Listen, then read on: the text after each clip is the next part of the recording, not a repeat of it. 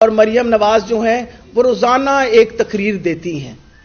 میں نے اس سے زیادہ جھوٹا بندہ، اس سے زیادہ میں کئی دفعہ دل میں سوچتی ہوں کہ بی بی میں جب صحیح کہتی تھی تمہاری پرورش ہی نہیں ٹھیک ہوئی. اگر تمہاری پرورش ٹھیک ہوتی تو تم ایسا نہ نکلتی. تمہارے باپ نے پہلے دن سے بتایا تھا کہ 2 نمبر کام ہو سکتا ہے. تم بھولنا مت، جب تمہارا داخلہ ہو رہا تھا نا کینیڈ کالج میں، تو تب بھی تم نے یہی کام کیا تھا. ابا جی میرا داخلہ کرا دو. تو ابا جی نے جب کہا کہ جی انہوں نے کہا جی نمبر کم ہے، تو انہوں نے کہا جی پرنسپل کو ہٹا دو. مطلب یہی کام کر سکتے تھے نا، انہوں نے پرنسپل کو ہٹا دیا. وہ سارا کینیڈ کالج جو ہے سڑک کے اوپر آ گیا. ان کو کہیں ریفیوٹ کرے، انکار کرے اس بات سے جو میں بات کر رہی ہوں. سارا آ گیا. انہوں نے مسز فیلبوس تھی اس زمانے میں پرنسپل، ان کو واپس رکھا گیا.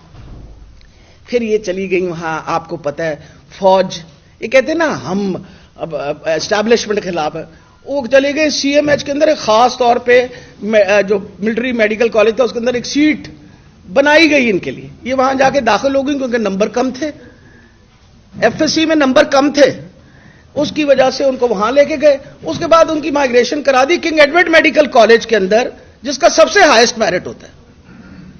بی بی وہاں پہنچ گئی. میں تو اس زمانے میں پڑھاتی تھی وہاں، کلاسیں اٹینڈ نہیں کرتی تھیں. داخلہ جانے سے انکار کر دیا. انہوں نے کہا داخلہ نہیں بھیجنا کیونکہ ان کی اٹینڈنس پوری نہیں ہے. تو جس پروفیسر نے داخلہ انکار کیا اس پروفیسر کو ایس ٹی لگا دیا. تو وہ تو بیچاری پہلے دن سے اس کو پتا ہے کہ میں ابا جی کو کہوں گی تو میرے ابا جی نے یہ بھی کر دینا اور یہ بھی کر دینا. بی بی ایسا کام نہیں ہوگا. تم پہلے اپنے آپ کو اس سے ڈھکوسلے سے نکالو. ہم حکمران خاندان، پورے پاکستان کو پتا چل گیا ہے کہ آپ چوروں کا خاندان ہو، آپ ڈکیتوں کا خاندان ہو. سارے پاکستان کو پتا ہے کہ آپ نے پاکستان کو لوٹ کھایا ہے. پاناما لیکس ہماری لیکس نہیں تھی، کنسورشیم آف جرنلسٹ نے نکالی تھی. جاؤ جا کے ان کے اوپر جا کے کیس کرو. کیوں نہیں کرتے؟ کیونکہ ساری دنیا میں تم لوگ بدنام ہو، اور ساری دنیا کی بدنامی ہمیں کہ جی ہمارا لیڈر، یہ جو پاکستان کا جو وہ پرائم منسٹر ہے وہ سب سے بڑا چور ہے. اب یہ بتائیے ہمارے وقت میں آپ کے ابا جان کو نکالا گیا تھا؟ ہم نے نکالا تھا آپ کے ابا جان کو؟ تو آپ کی حکومت کے اندر ہی نکالا گیا تھا.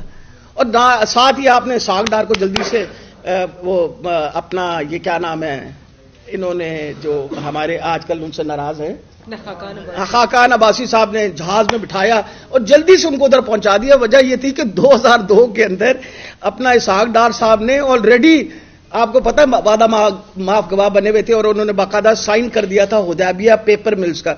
یہ ساری باتیں جو میں کر رہی ہوں نکال لیں ان کو کہیں میں جھوٹ بول رہی ہوں تو میں بتاتی ہوں آپ کو. Come and sit with me and debate with me on this. Hudaibiya paper mill کا آج بھی کیس کھلے تو ساری منی لانڈرنگ آپ کی پتہ چل جائے گی. تو خدا کے لیے پاکستان کے لوگوں پہ رحم کرے، مہربانی کر کے رحم کرے. آپ بہت پاپولر ہیں، الیکشن کروا لیں، خود بخود دودھ کا دودھ پانی کا پانی ہو جائے گا. آپ پہ اگر کوئی ایسی میں نے غلط بیانی کر دی ہے تو میں موجود ہوں. آپ ڈیفیمیشن کا کیس کر دیں کہ آپ کی بڑی بدنامی اور بے عزتی ہو رہی ہے. پر میں آپ کو یہ بتا دوں کہ پاکستان کے لوگ نہ بہرے ہیں، نہ گونگے ہیں، نہ نابینے ہیں. انہوں نے سب کچھ دیکھ لیا اور سب کچھ پہچان لیا ہے. اور یہ آپ نے آسے پاسے جو چھان بورا اکٹھا کیا ہوا ہے نا، اگر آپ کا خیال ہے اس کی وجہ سے آپ سروائیو کر جائیں گے تو بھول جائیں. الیکشن کراؤ، خود ہی پتہ چل جائے گا. آپ پاپولر ہوگے تو الیکٹ ہو جاؤ گے، نہیں پاپولر ہوگے تو دوسری پارٹی الیکٹ ہو جائے گی. پاکستان کی عوام کا یہ حق ہے. تو آخر میں آپ سب کا شکریہ ادا کرتی ہوں اور میں یہ بتانے لگی ہوں آپ کو. آخری not last but not the least, جو آڈیو لیکس ہے اس کا ہم نے پٹیشن دائر کی ہے. اس پہ ایک آبجیکشن انہوں نے لگائی کہ آپ نے ایویڈنس ہمیں دینا ہے. اسی طریقے سے تو سارے کول ایویڈنس ہے. تسی چلا اور جڑا سارے ماشاءاللہ جتنے چینلز سے انہوں نے چلا میری آڈیو، تو میں نے کہا شاید سنی لی ہوگی کورٹ نے، لیکن اب ہم ان کی طرف بھیج دیتے ہیں. وہ سارا آڈیو جو ہے وہ بھی بھجوا دیں گے. انہوں نے کہا کہ ہمیں آپ ایویڈنس بھجوا دیجئے، وہ بھی بھجوا دیں گے ان کو تاکہ اس کے بارے میں کچھ شک و شبہ نہ ہو. لیکن یہ میں آپ کو بتا دوں اس ایجنسی تک میں ضرور پہنچوں گی جس نے یہ آڈیو ٹیپ کیا اور پھر لیک کیا. اور انشاءاللہ انشور کریں گے کہ فیئر ٹرائل 2013 ایکٹ کے مطابق ان کو سزا ملے.